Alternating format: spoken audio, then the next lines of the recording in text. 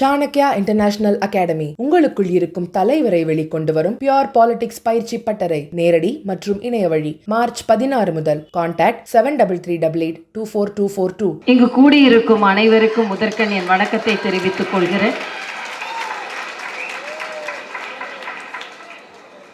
மிகவும் உற்சாகமான உங்களிடம் பேசுவதற்கு எனக்கும் உற்சாகமாக இருக்கிறது என்பதை நான் தெரிவித்துக் கொள்கிறேன்.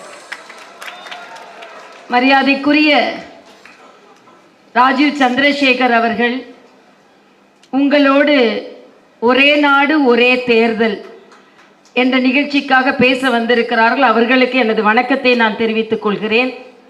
அதே போல இந்த நிகழ்ச்சியை மிகச் சிறப்பாக நடத்தி கொண்டிருக்கும் அருமை சகோதரர் திரு அர்ஜுனமூர்த்தி அவர்களுக்கும் எனது வணக்கத்தை நான் தெரிவித்துக் கொள்கிறேன். என்னோடு இணை அமைப்பாளராக பணியாற்றி கொண்டிருக்கும் அருமை சகோதரர் நாராயணன் அவர்களுக்கும் எனது வணக்கத்தை நான் தெரிவித்துக் கொள்கிறேன். அதே போல இந்த நிகழ்ச்சிக்கு வந்திருக்கும் மாவட்ட தலைவர்கள் ரகுராமன் அவர்களுக்கும் பாஸ்கர் அவர்களுக்கும் மற்றும் செல்வகுமார் போன்றவர்களுக்கும் மற்றும் பாலாஜிக்கும் எனது வணக்கத்தை நான் தெரிவித்துக் கொள்கிறேன். எல்லாவற்றிற்கும் மேலாக வருங்காலத்தில் ஒரே நாடு ஒரே தேர்தல் என்று வைத்து தேர்தலில் வாக்களித்து வருங்கால சட்டமன்ற உறுப்பினர்களையும் பாராளுமன்ற உறுப்பினர்களையும் முதலமைச்சரையும் பிரதம அமைச்சரையும் தேர்ந்தெடுக்க போகின்ற இந்த நாட்டின் தூண்களான உங்களுக்கு முதற்கண் என் வணக்கத்தை நான் தெரிவித்துக் கொள்கிறேன். மரியாதைக்குரிய பாரத பிரதமர் அவர்கள் இந்த ஒரே நாடு ஒரே தேர்தலை பற்றி இளைய சமுதாயத்தினருக்கு நாம் எடுத்து செல்ல வேண்டும், குறிப்பாக கல்லூரி மாணவ மாணவிகளுக்கு எடுத்து செல்ல வேண்டும் என்பதை எங்களுக்கு அறிவுறுத்தினார்கள். முதலில் எந்த பல்கலைக்கழகத்திற்கு எடுத்து செல்வது என்று நாங்கள் சிந்தித்தோம். ஆக முதலில் இது வெற்றிகரமாக நடக்க வேண்டும், மிகவும் பலமாக நடக்க வேண்டும், ஒரு ஆயுதத்தை போல நம் கையில் பலம் இருக்க வேண்டும். அப்படி என்றால் முதலில் தேர்ந்தெடுக்கப்படுகின்ற பல்கலைக்கழகம் வேல்ஸ் பல்கலைக்கழகமாக இருக்க வேண்டும் என்பதை நாங்கள் முடிவு செய்தோம். வேலுண்டு வினையில்லை என்று சொல்வார்கள், துள்ளி வருகிறது வெற்றி வேல் என்று சொல்வார்கள்.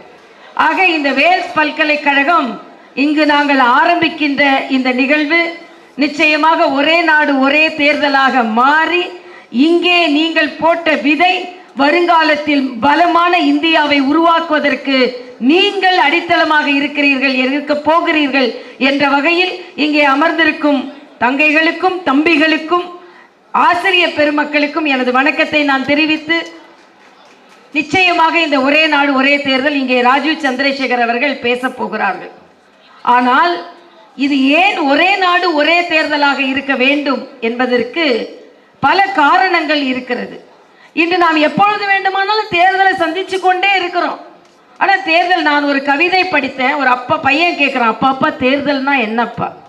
நம்மை அவர்கள் ஏமாற்றுவதற்கு நாமே கொடுக்கும் லைசன்ஸ் தான் மகனே தேர்தல் அப்படின்னு சொல்றாங்க.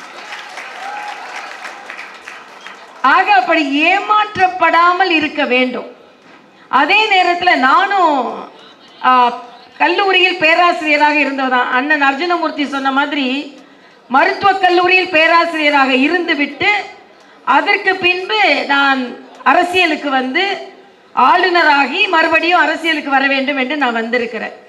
அதனால எப்பவுமே மாணவ செல்வங்களின் மனதில் ஒன்றை விதைத்தால் அது நிச்சயமாக வெற்றி பெறும் என்பதை நான் அறிந்திருக்கிறேன். இன்னொன்றையும் நான் அடிக்கடி சொல்வதுண்டு, முதல் பெஞ்ச் மாணவர்களை விட கடைசி பெஞ்ச் மாணவர்களின் மனதில்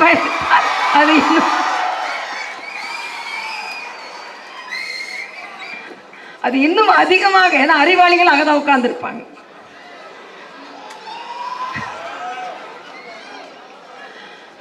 ஆக மாணவர்கள் மத்தியில் இதை பதித்தால் நிச்சயமாக வெற்றி பெறும் என்பதில் மரியாதைக்குரிய பாரத பிரதமர் அவர்களுக்கு நன்றி, அவர்களுக்கு நம்பிக்கை இருக்கிறது.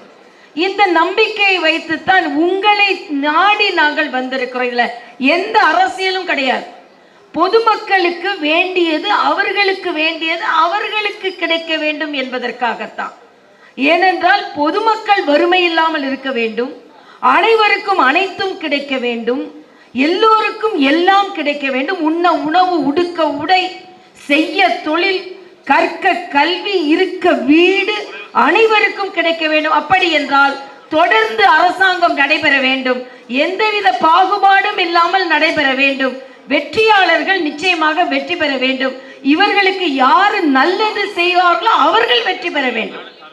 ஏன்னா இன்றைய காலகட்டத்தில் அரசியல்வாதிகளை பற்றி நான் சொல்வதில்லை, ஆனால் அரசியலில் உங்களுக்கு யார் நல்லது செய்வார்களோ அவர்களை நீங்கள் நோக்கி செல்ல வேண்டும். இப்போ அண்ணன் என்னை பற்றி அறிமுகப்படுத்தினாங்க. நான் டாக்டராக இருந்தேன், அதுக்கப்புறம் அரசியல்வாதியான ஒரு தம்பி ஒரு அரசியல்வாதிகிட்ட கேட்குறாரு, ஐயா எனக்கு ஒரு வேலை வாங்கி கொடுங்கன்னு. அதுக்கு அந்த அரசியல்வாதி சொல்றாரு, எனக்கு வேலை கிடைக்கலனால தான் நானே அரசியல்வாதி ஆனேன்னு சொல்றாரு. ஆக அப்படிப்பட்ட அரசியல்வாதிகள் இந்த நாட்டிற்கு வரக்கூடாது. நாட்டிற்கு சேவை செய்ய வேண்டும் என்று, நல்லது செய்ய வேண்டும் என்று அரசியல்வாதிகள் வர வேண்டும். ஆக அப்படிப்பட்ட அரசியல்வாதிகள் வரும்பொழுதுதான் நமக்கு நல்லது நடக்கும். ஆக அப்படிப்பட்டவர்கள் எப்படி வர முடியும்? வெற்றி பெற வேண்டும், அவர்கள் அதிக பணம் செலவழிக்க கூடாது, அதே நேரத்தில் அவர்களுக்கு உரிமை கிடைக்க வேண்டும். நாம் இப்ப பார்க்கிறோம், எப்பாச்சும் ஒரு தேர்தல், இடைத்தேர்தல் அதிகமாக வந்துட்டு இருக்கு. இடைத்தேர்தல் இப்ப நான் அடிக்கடி சும்மா ஜோக்குக்கு சொல்லுவேன், முதல்ல நாங்கள் தேர்ந்தெடுக்கப்பட்ட எம்எல்ஏ நீடூழி வாழ வேண்டும் என்று மக்கள் நினைப்பார்கள்.